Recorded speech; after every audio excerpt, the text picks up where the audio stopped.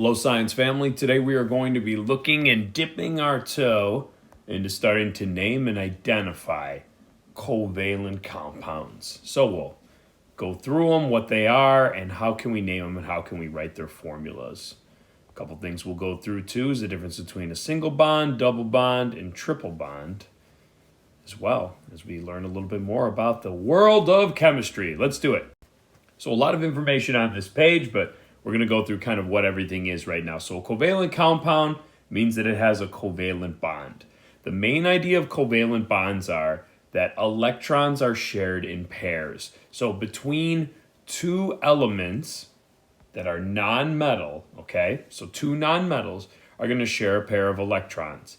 If one pair of electrons is shared between the two elements, we call that a single bond.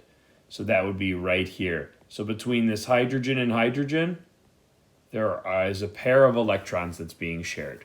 Now, if two pairs of electrons are being shared in order to make this object more stable, we call that a double bond.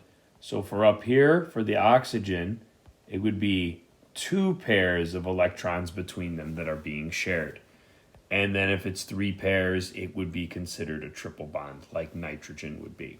Now, the question is, why on earth would we share electrons between elements? Well, it has to do with making the atoms more stable. Remember, atoms and elements like to have those 8 valence electrons. It makes them more stable and lower in energy. Sometimes they can't do that on their own, so they can work together and share electrons in order to become more stable.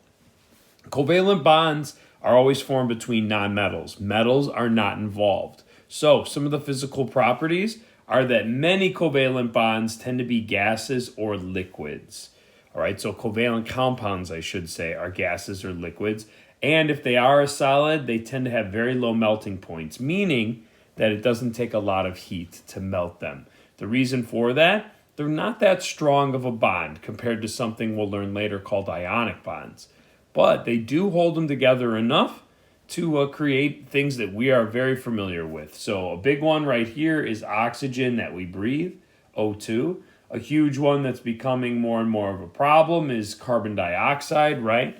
Due to our energy use with fossil fuels, we put a lot of carbon dioxide out into the air, and that's a greenhouse gas. But the Earth is filled with plenty of covalent bonds, and we'll get more accustomed to them and acquainted with them. But this is all the information we need to understand currently about covalent bonds. If you have a covalent bond, the smallest whole number ratio between the elements is called a molecule. So the nonmetals that are bonded with covalent bonds, we call a molecule. And that means that you just have to have two or more nonmetals that are bonded with a covalent bond. All right? For a molecule, if we want to write that molecule, we would use something called the molecular formula. The formula just tells you how many atoms are in that actual molecule. So for example, the oxygen we breathe is O2. So notice we put the little 2 there to say that there are 2 oxygens involved in this molecule that are covalently bonded together. You look at something larger, like sugar, C12H22O11. This is a molecule. Why is it a molecule? Because it's all nonmetals, right? Carbon, hydrogen, oxygen are all nonmetals. But it's telling you that there's 12 carbons in it, 22 hydrogens, and 11 oxygens. So the number always comes directly after the element it's describing. So again, 12 carbons, 22 hydrogens, 11 oxygens. And as I just said, that subscript, that little number that comes after the symbol, we call it a subscript. The subscript is always to the right of the element that it's describing.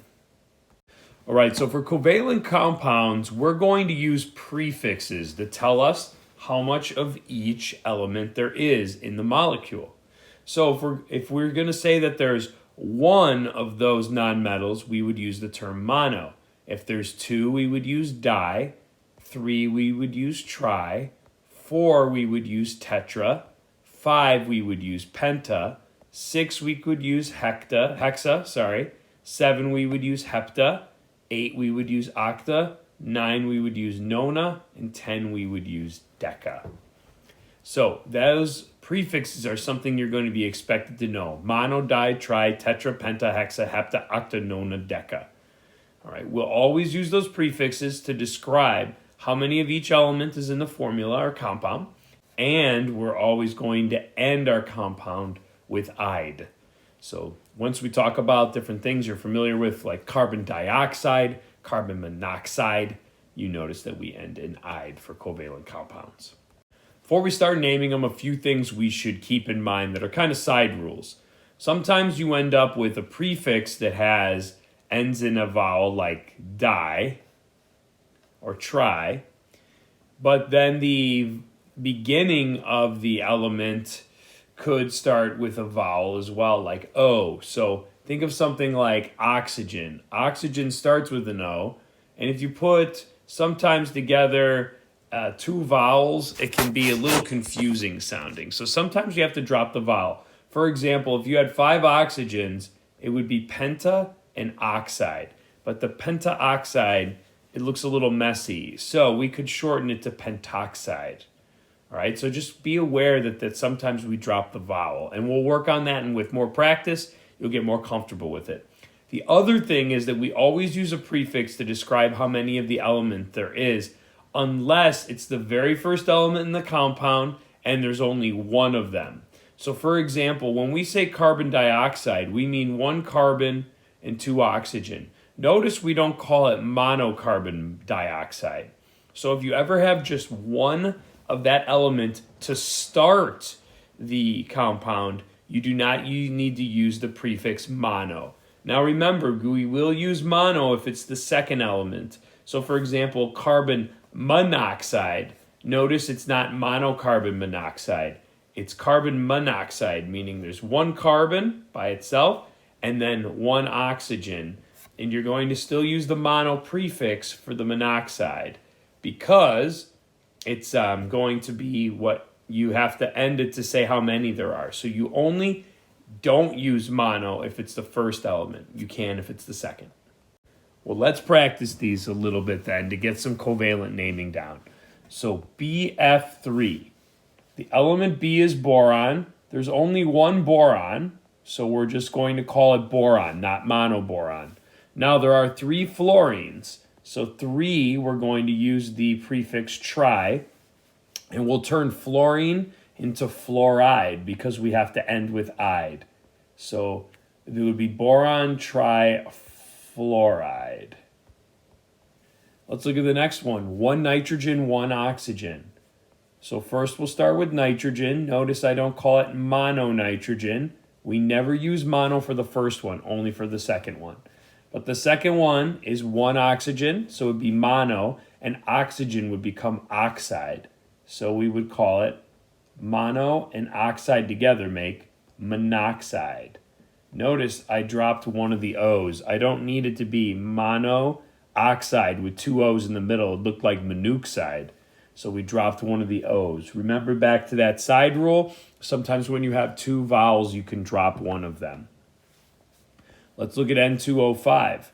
There's 2 nitrogens, so the prefix for 2 is di. So I'm going to say dinitrogen. And then there's going to be 5 oxygens. So that's penta, and oxygen becomes oxide. So pentaoxide, I'm going to shorten that to pentoxide. How about this one? 1 carbon and 4 chlorines. So 1 carbon, I'm just going to call it carbon. Notice I didn't call it monocarbon. You don't need to use mono for the first one, only if there's 1 for the second. Chlorine is 4, so 4 is tetra. And chlorine, how do I end it with an ide? I'd call it chloride. So tetrachloride. And last is I for iodine and 5 for fluorine. So since there's only 1 iodine, I'll just say iodine. I don't need to say monoiodine or monoiodine. But 5 fluorines, 5 is penta for the prefix, and then fluorine turns to fluoride, so it's pentafluoride. So going through that, hopefully some of these examples are starting to allow you to see some of the rules and get a little bit of the groove of how we name these. All right, so when we get the name of them, we can then write their formulas. So this is nitrogen and this is trifluoride. Remember, tri means 3. So if we have nitrogen by itself, it's just 1 nitrogen. Otherwise, it would have said dinitrogen, trinitrogen if it was more than 1. For the second one, we've got trifluoride. That means there's 3 fluorines. So the symbol for fluorine is F, and there's 3 of them. So that'd be NF3. How about tetraiodine nonoxide? Wow. Tetra is 4, nonoxide 9, nano is 9. So if we have iodine and there's 4 of them, I'm going to write it as I4. And oxide is going to be your oxygen, and nonoxide, non is 9. So I4O9. Right? Notice, though, how our prefixes tell us how many of each there are. That's super important. So we can use that for naming or for taking the name and turning it back into a formula. Let's finish up with a little more practice. We've got phosphorus pentachloride. Phosphorus is by itself, so that's just P.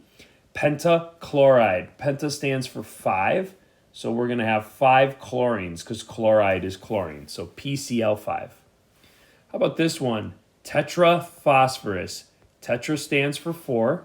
Hex stands for 6, so it looks like I have 4 phosphorus, so there's 4. And oxide is oxygen, and I have 6 of them because it's hex. So P4O6. The next one is sulfur by itself. Okay, I can write sulfur, no problem. Hexa is 6, and fluoride is fluorine. So I have 6 fluorines. So let me write F for fluorine and write a 6. Sulfur is by itself. If there would have been 2 sulfurs, it would have been like disulfur. And then dioxide. Well, di stands for 2. Oxygen is O, so O2. Now, some people get confused. They think, well, why isn't the first word like in this one sulfur? Why isn't it sulfide dioxide? Notice we only use the "ide" ending for the second element, not the first. That's important. So let's look at this one. Dinitrogen, di stands for 2. Trioxide, tri stands for 3. So I've got 2 nitrogens, N2, and 3 oxygens, O3. Now that we have that, we've got some different practice writing formulas. Let's take it a step further then and try to practice some more. And that's what we should do. Continue to practice writing the formulas and also naming them. Best of luck, Science fam. Thanks for listening.